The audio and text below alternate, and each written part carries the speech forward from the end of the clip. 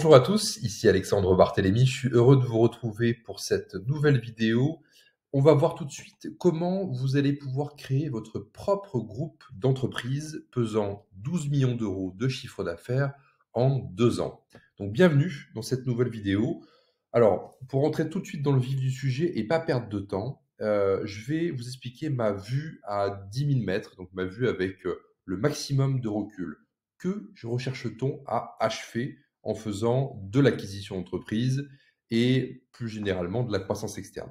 Pour moi, aujourd'hui, il y a deux types de stratégies que vous allez pouvoir employer pour créer votre propre groupe dépassant les 10 ou 20 millions d'euros de chiffre d'affaires. C'est stratégie buy and build, donc le fait de faire des acquisitions dans le même secteur d'activité. Par exemple, vous dirigez actuellement une agence marketing, vous allez faire une série d'acquisitions d'agences marketing dans votre région ou plus généralement sur la France, entre 1 et 10 millions d'euros de chiffre d'affaires, ou alors une stratégie plus conglomérat où vous êtes secteur agnostique, où vous allez pouvoir faire des acquisitions de manière opportuniste dans différents secteurs d'activité. Ce sera vraiment à vous de décider et on verra qu'il y a des financements qui seront plus ou moins disponibles selon la stratégie que vous allez pouvoir employer. Tout de suite, je vous partage une infographie pour vraiment vous aider à comprendre le principe. Pour moi, donc c'est la vue d'ensemble, c'est le schéma que l'on a une fois qu'on a un groupe qui pèse 5, 10, 15, 20, 30 millions d'euros, 50 millions d'euros de chiffre d'affaires. Vous avez toujours votre holding personnel qui chapeaute l'ensemble de votre groupe. Vous êtes en tant qu'actionnaire personne physique au-dessus de votre holding personnel, ici.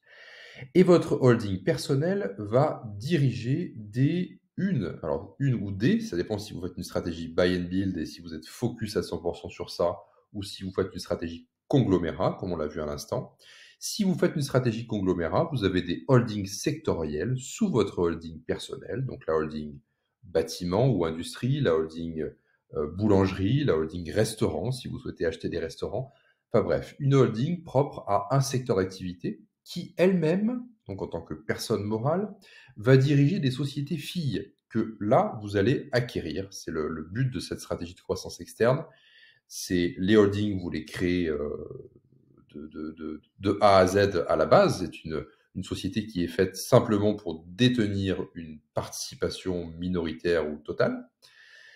Et votre holding sectoriel est faite pour détenir des sociétés filles, des sociétés commerciales qui, elles, vont réaliser le chiffre d'affaires.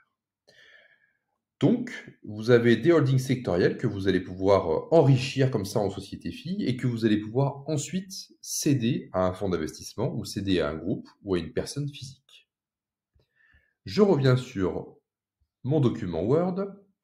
Donc, ça va dépendre, comme je vous disais, de la stratégie que vous allez pouvoir appliquer, conglomérat ou buy and build. Deux avantages, un côté pro et côté perso. Côté pro, pour moi, il s'agit de la stratégie ultime, bien supérieure à la croissance organique. Alors, moi, ça fait une quinzaine d'années que je suis entrepreneur. J'ai fait, bien entendu, beaucoup de croissance organique, comme tout jeune entrepreneur. Et pour moi, il y a un gain de temps et un gain d'argent aussi, puisqu'on verra que dans cette stratégie de croissance externe, il n'y a pas d'apport et ni de flux monétaire de votre part qui est nécessaire. Pour moi, la croissance organique, donc concrètement, qu'est-ce que c'est la croissance organique? C'est faire du marketing, envoyer des emails, faire un site internet, envoyer des SMS, enfin bref, faire de la publicité au sens large du terme, recruter des commerciaux, etc. Tout cela est très bien et arrive en complément d'une stratégie de croissance externe, bien sûr, mais pour moi, la croissance externe est vraiment la stratégie ultime et idéale pour ceux qui arrivent à un plafond de verre ou tout simplement ceux qui font déjà 5, 10 millions d'euros de chiffre d'affaires et où faire 100 000 euros de plus par an avec un commercial ne veut finalement rien dire. Mon exemple, c'est 7 entreprises acquises depuis 2 ans pour un total d'environ 12 millions d'euros de chiffre d'affaires avec 0 euros d'apport personnel et aucune caution personnelle. Des startups avec une stratégie de participation minoritaire où j'ai entre 10 et 40%, mais aussi des industries avec de la production et de la transformation de canards, de produits à base de canards, de l'échafaudage, du bâtiment, de la peinture. J'ai aussi un réseau d'optique et d'audioprothèses, des sites web, une entreprise de service à la personne, enfin bref. Pour moi, c'était, comme vous l'avez compris, une stratégie plus de conglomérat.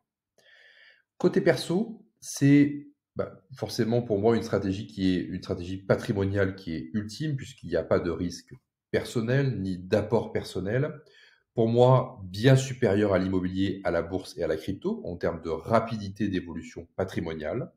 Ça n'empêche pas, bien entendu, de faire aussi, et c'est ce que je fais aussi, et c'est ce que vous faites aussi certainement, de l'immobilier à côté, investir dans la bourse avec des ETF, par exemple, ou encore faire de la crypto. Sans garantie personnelle, je protège ainsi ma famille et je fais évoluer x10 mon patrimoine. Sachant qu'en créant votre propre groupe comme celui-ci, vous allez pouvoir aussi consolider une trésorerie au niveau groupe et vous allez pouvoir aussi accélérer vos investissements sur l'immobilier. On le verra aussi, bien sûr, dans le mastermind si un jour on est amené à travailler ensemble. Des secteurs à privilégier selon votre appétence au secteur. Donc, si vous êtes déjà présent dans le secteur d'activité, ça vous permet de faire un raccourci au niveau des audits que vous pourriez faire sur une société que vous souhaiteriez racheter, ou votre degré de difficulté lié au financement. On verra dans le mastermind là aussi que, et dans le module lié au financement possible selon les secteurs d'activité, qu'il y a des secteurs d'activité qui sont beaucoup plus facilement finançables. Je pense aux secteurs qui sont très lourds en termes de matériel, par exemple, et d'autres qui sont plus difficilement finançables. On a parlé de boulangerie tout à l'heure, avec une clientèle souvent de particuliers. C'est beaucoup plus difficile à financer qu'une industrie lourde, par exemple, dans la transformation de métaux lourds, par exemple l'acier. Et ça, on le verra aussi plus en détail dans la stratégie liée au financement dans le conglomérat. Et ça va aussi, bien sûr, dépendre de la stratégie que vous souhaitez appliquer. Est-ce que vous souhaitez appliquer une stratégie de conglomérat, comme je vous dis tout à l'heure, donc acquisition opportuniste, quel que soit le secteur d'activité, ou de buy and build, donc acquisition massive dans un seul et même secteur d'activité, dans le but de revendre à un fonds d'investissement d'ici 2-3 ans. La structure pour réussir, rester un investisseur passif, puisque le but, c'est pas de se créer un deuxième job, ça on l'a vu déjà aussi, et ne pas rester aussi opérationnel au sein de la société, c'est une obligation d'avoir, dans un premier temps, un directeur général de filiale, donc la société fille que vous êtes sur le point d'acquérir. Et dans un second temps, une fois que votre groupe est plus important, plus structuré, d'avoir un directeur financier pour suivre forcément la finance et l'administratif, à plein temps ou externalisé selon la taille de votre groupe, mais aussi les autres fonctions qui devront suivre rapidement. DRH, directeur général groupe, directeur marketing ou encore directeur des systèmes d'information. Voilà, tout ça, bien sûr, on le voit avec précision et avec un zoom sur chaque point que je vous ai évoqué dans cette vidéo dans le mastermind, qui fait aujourd'hui 7 semaines en tout. Énormément de contenu, des modèles, des templates pour vous aider à aller beaucoup plus vite sur ces stratégies de croissance externe et d'acquisition d'entreprise. Voilà, si cette vidéo vous a plu, n'hésitez pas à liker la vidéo, poster un commentaire et à partager aussi la vidéo et à vous abonner bien sûr à ma chaîne. Merci, à bientôt.